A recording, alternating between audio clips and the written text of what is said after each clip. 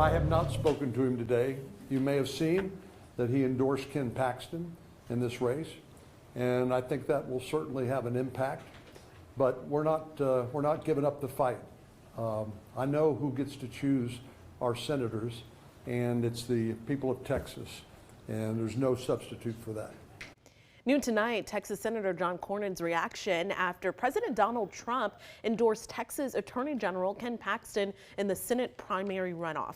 And Paxton hopes to oust the four-term senator. State Capitol correspondent Adam Schwager has been following this since President Trump first floated an endorsement 2.5 months ago. In a race only separated by 1.5 points in the first round, President Donald Trump's endorsement looms large.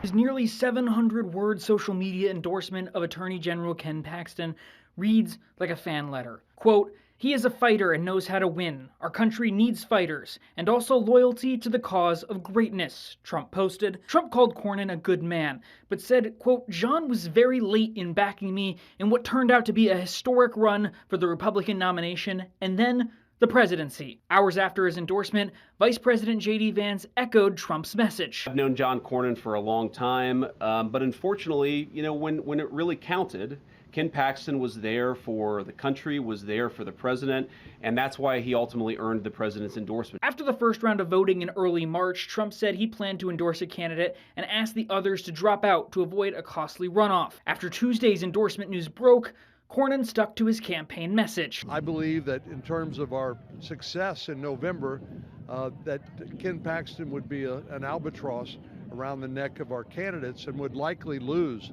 to James Tallarico. Paxton took to social media saying, quote, "I look forward to championing his America First agenda in the Senate," close quote. Awaiting the winner of this race, Democratic nominee State Representative James Tallarico said it doesn't matter who he's facing off against in November, and that his message is going to be attacking the billionaire donors and the corrupt political system.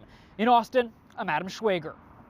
A recent poll by Texas Public Opinion Research, that's a firm run by a former statewide Democratic candidate, highlights the influence a Trump endorsement could have on the primary runoff election. That poll surveyed more than 1,200 likely Republican runoff voters early last month.